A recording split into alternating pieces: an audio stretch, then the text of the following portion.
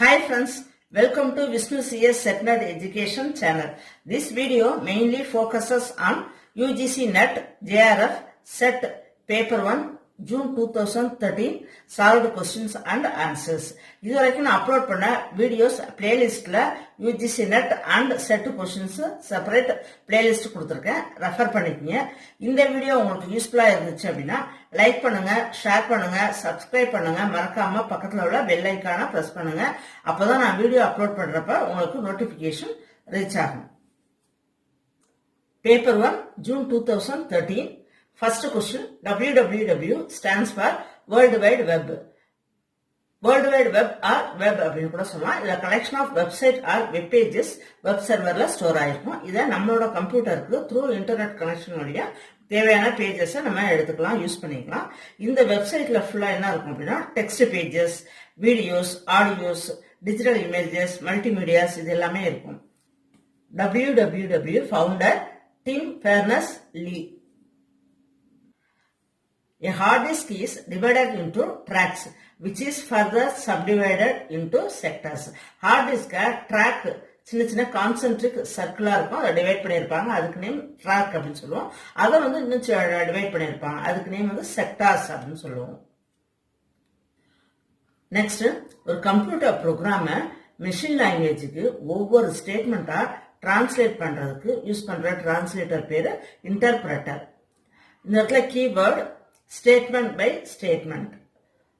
Next, a gigabyte is equal to answer 1024 megabytes. கீழே explanation கொடுத்திருக்கேன் பார்த்துக்கங்க. இது உங்களுக்கு கண்டிப்பா யூஸ்ஃபுல்லா இருக்கும். 1 kilobyte equal to 1024 bytes. 1 megabyte equal to 1024 kilobyte. 1 gigabyte equal to 1024 megabyte. 1 terabyte equal to 1024 gigabyte. 1 petabyte equal to 1024 terabyte. இதுல இருந்து இந்த ஜிகாபைட், இந்த டெராபைட் இதுல இருந்து ஒரு क्वेश्चंस கேக்குறாங்க. இந்த எக்ஸ்பிளனேஷன் நீங்க தரவா இருந்தீங்கன்னா ஒரு क्वेश्चन ஈஸியா அட்டெண்ட் பண்ணிரலாம்.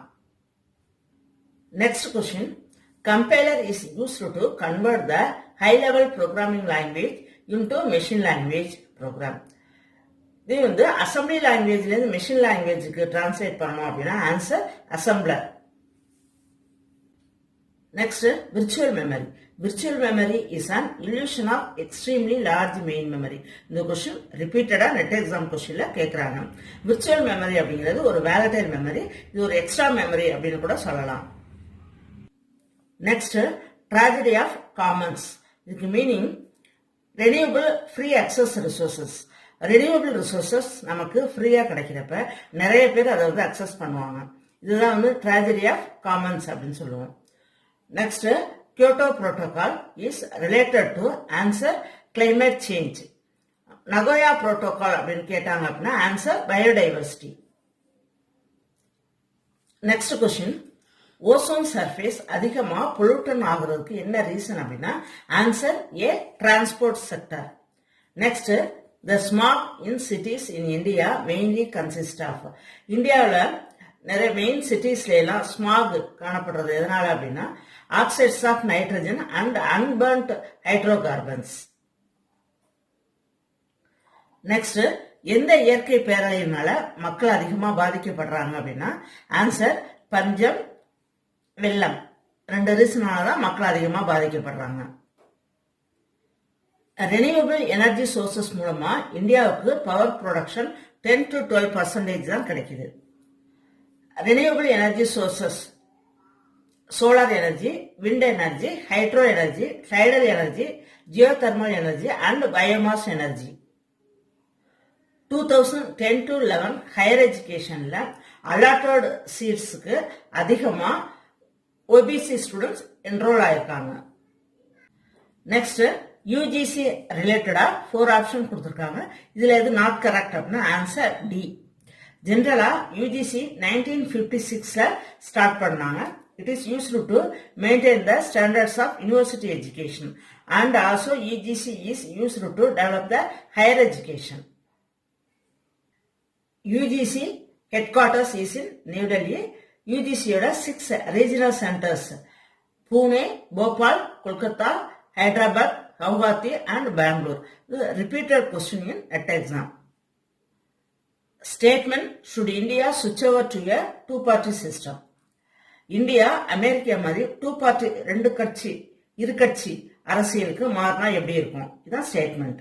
ஆர்குமெண்ட், சப்போஸ் இந்த ஸ்டேட்மெண்ட் எஸ் கரெக்ட் அப்படின்னா it will lead to stability of government, அதாவது கவர்மெண்ட் நிலையான கவர்மெண்ட் கிடைக்கும். ஃபர்ஸ்ட் எஸ் அப்படின்னா. நோ அப்படின்னா it will limit the choice of voters. இந்த ரெண்டு ஆர்குமெண்ட்ல எது கரெக்ட் அப்படிங்கறதா question. Answer, both the arguments are correct. Next statement, should persons with a criminal background be banned from contesting elections? Argument, if yes இருந்துச்சுன்னா it will decriminalize politics. Answer, first argument is strong, correct. Next question related to Judge of the Supreme Court of India. 4 options கொடுத்திருக்காங்க. இதுல எது correct? இதுல கரெக்டான answer 1 and 4. First option, supreme court of இந்தியாவோட ஜட்ஜை appoint பண்றது president of India. Next fourth point, he can be removed for proven misbehavior or incapacity. Next, prime மினிஸ்டருக்கு அடுத்து முன்னுரிமை யாருக்கு அப்படின்னா the speaker of the Lok Sabha. Next question, the blackboard can be utilized best by a teacher. Teacher important points, hints, diagrams இதுக்காக black போர்டை use பண்ணலாம். Most effective mode of learning. Answer, e learning. E லேர்னிங்னால என்னென்ன benefits ஸ்டூடெண்ட்ஸ்க்கு அப்படின்னா, students நார்மலா படிக்கிறத விட இ லேர்னிங் மூலமா படிக்கிறப்ப நிறைய விஷயங்கள் தெரிஞ்சுக்க முடியும். ரிப்பீட்டடா திரும்ப அந்த லெக்சரை கேட்டு படிக்க முடியும். அவங்களுக்கு டைமும் சேவ் ஆகும். ஈஸியா போய் ஸ்டூடெண்ட்ஸை அந்த ரீச் ஆகும். நெக்ஸ்ட், நிறைய டிஸ்ட்ராக்ஷன் ஸ்டூடெண்ட்ஸ்க்கு ரெடியூஸ் ஆகும். நெக்ஸ்ட், பிரைமரி ஸ்கூல்ல எல்லாம் டீச்சர்ஸ் மோஸ்ட்லி லேடிஸ் தான் இருப்பாங்க. என்ன ரீசன் அப்படின்னா, அந்த லேடி டீச்சர்ஸ்னால அந்த ஸ்டூடெண்ட்ஸை வித் லவ் அண்ட் அஃபெக்ஷனோட டீல் பண்ண முடியும். அப்படிங்கிறதுனால தான் பிரைமரி ஸ்கூல்ல லேடி டீச்சர்ஸ் நிறைய பேர் அப்பாயிண்ட் பண்ணியிருக்காங்க. Which one is the highest order of learning? Answer, D, conditioned reflex learning. Hierarchical order of learning கொடுத்திருக்கேன். இதுல லாஸ்ட் ஹையஸ்ட் ஆர்டர் எது அப்படின்னா conditioned reflex learning. A person can enjoy teaching as a profession when he, answer B, commands respect from students. Next, a diagram speaks more than 1000 words. இந்த statement எதை குறிக்குது அப்படின்னா, use teaching AIDS இந்த class. ஒரு டெக்ஸ்டா பார்க்கறத விட டயக்ராமா பார்க்கறப்ப ஸ்டூடெண்ட்ஸ்க்கு அது ஈஸியா மெமரைஸ் ஆகும். இதனாலதான் டீச்சிங் எய்ட்ஸ் வந்து ஸ்கூல்ஸ்ல ஸ்டூடெண்ட்ஸ்க்கு நிறைய யூஸ் பண்றாங்க. Next, a research paper, answer C, contains peer reviewed original research or evaluation of research conducted by others. Next, 4 options கொடுத்திருக்காங்க related with category of good research ethics. Answer B, conducting a review of the literature that acknowledges the contributions of other people in the relevant field or relevant prior work. Next, 4 options கொடுத்திருக்காங்க. இதுல probability sampling method எது இல்ல அப்படிங்கறத கண்டுபிடிக்கணும். Find odd and out. Answer C, quota sampling. ஜெனரலா sampling மெத்தட்ஸ்ல 2 types இருக்கு. Probability sampling method and non probability sampling methods. அதுல என்னென்ன டைப் வருது அப்படின்னு உங்க ரெஃபரன்ஸ்க்கு கொடுத்துருக்கேன், ரெஃபர் பண்ணிக்கோங்க. ப்ராபபிலிட்டி சாம்பிளிங் அப்படிங்கிறது ரியல் லைஃப்ல உள்ள சாம்பிளை எடுத்து ரிசர்ச் பண்றதுதான் ப்ராபபிலிட்டி சாம்பிளிங் அப்படிங்கிறது. அதுல உள்ள மெத்தட்ஸ் தான் simple random sampling, stratified sampling, systematic sampling, cluster sampling, multi stage sampling. இது எல்லாமே ப்ராபபிலிட்டி சாம்பிளிங் மெத்தட்ஸ். நெக்ஸ்ட், நான் ப்ராபபிலிட்டி சாம்பிளிங்.